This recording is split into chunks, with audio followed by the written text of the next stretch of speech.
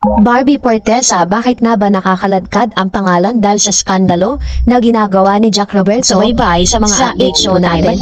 This time, let's talk about this one dahil pinag-uusapan po ngayon ang tungkol dito po sa passion ni Miss Barbie Fortesa sa South Korea's Gangnam District.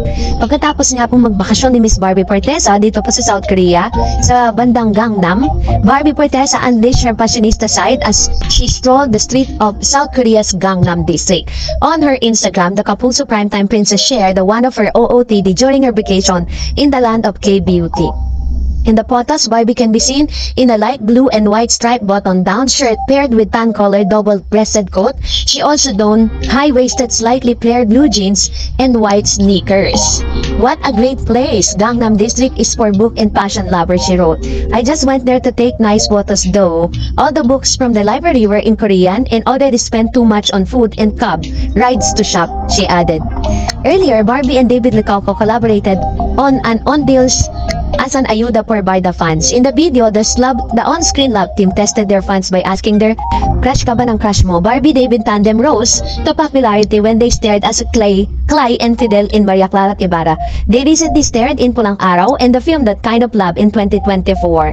And this time, is pagkatapos nga po ng napakagandang mga news about Barda, Barbie Fortesa and David Licauco, ay meron pong mga issue. Ito pong kanyang ex-boyfriend na nakakaladkad po yung pangalan niya, no, na parang napaka-unfair lang, parang laging binabanggit itong si Miss Barbie Fortesa pagdating. Ang daling kwentuhan ngayon tungkol kay Jack Roberto. Di ba nasa Showtime siya? Yung mga balitang-balita na parang hanggang sa dressing room daw sinusundan-sundan si Kim Chiu. At nakarating daw kay Paolo Avellino yung gano'n at nainis. Hindi stalker.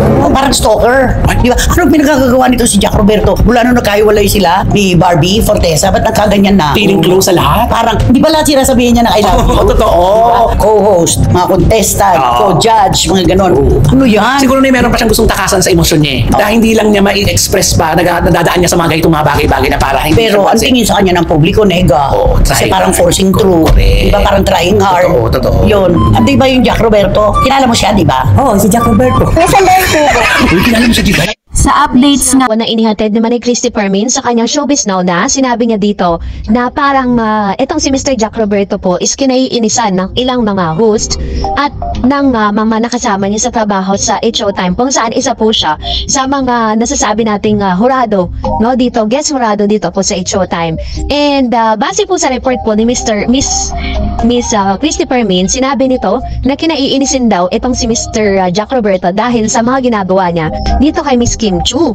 At dahil parang naging stalker daw ito mula nung nawala na raw or parang naghiwalay sila ni Barbie Fortesa. Parang ang dami niya nang lately na nagagawa na parang hindi siya masyadong aware sa mga ginagawa niya.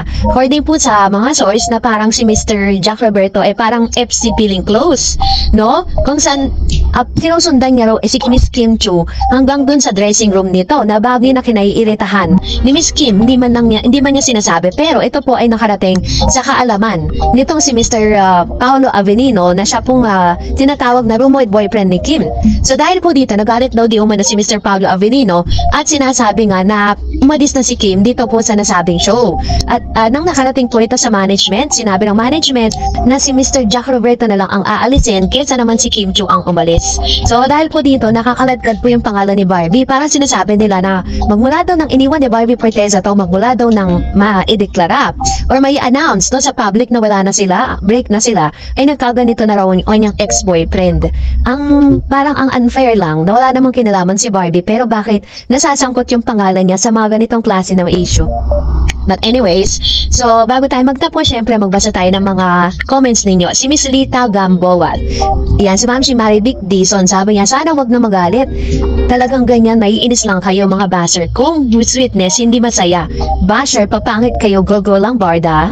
Yan sabi ni Miss Lenny Josaban, oy, kayong mga inggit at mga engot na maging masaya na lang kayo para sa kanila. Okay, masaya ako. Sabi ni Miss Lita Gamboa, love team lang yan, lalaos din yan. Ito naman yung kanyang komento, no? Malay niyo naman naman po, 'di ba, mag second level yung kanilang relationship, lalo ngayon sigel na po si Miss Barbie at saka si Mr. David Dicauco. Sabi niya pa, o di nasa kanya ang dahilan ng paghiwalay nila ni Jack. Tapos si Jack ang sisisihin, nagloko. Kita ng ebidensya, 'di ba? Alam mo, feeling ko ito si Miss Lita Gamboa, ano to, talagang fan na fan ni Jack Roberta to. Kasi parang yun yung pinagtatanggol talaga niya. Actually, wala namang pong nilalabas pang dahilan kung ano ba talaga yung totoong dahilan ng hiwalayan nila, kasi pagkatapos i-announce yung sa public yung hiwalayan, wala naman silang sinabing dahilan. And sabi ni Lolit, ayun na lang kasi bagay na bagay kayo dalawa, David and Barbie. And sabi ni Ayana, true happiness for Barda. Yan, so ito naman yung mga supporters talaga ng Barda, kasi ang dami pong mga naglabas sa mga video nila, lalo na ngayon is comeback is real for Barbie and David Dicauco, dahil meron po silang ginagawa na ginawang endorsement shoot sa Tagaytay pagkatapos na naglabasan na yung mga paayuda ng Barda.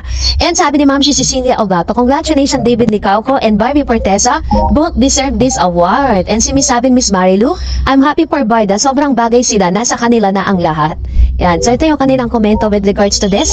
So ngayon, masasabi ko na ang Barda po ngayon is one of the most hot topic. Matapos po nila muli mapanood at magbigay po sila ng mga kaganapan, mas lalo po silang pinag-usapan ngayon, ano. And another one, sabi ni Ardiso, overload happiness ng Barda Fever. And Miss Estelita Beth, yes, she can not hide inside her heart and feelings. So literal may tatago yan, kahit ano pong tanggi nila, kahit ano pong tago nila, hindi nila may tatago kung ano man yung mga nararamdaman nila, diba? Lagang it really shows ano siya, naturally. So ganun siya, no. So abangan din po natin ang ilang pang mga paayuda ni Barbie and David Dicauco. And that's it for today. For more videos and updates, please don't forget to like and subscribe, and please don't forget to follow my Facebook page, Dar Eds TV. God bless everyone.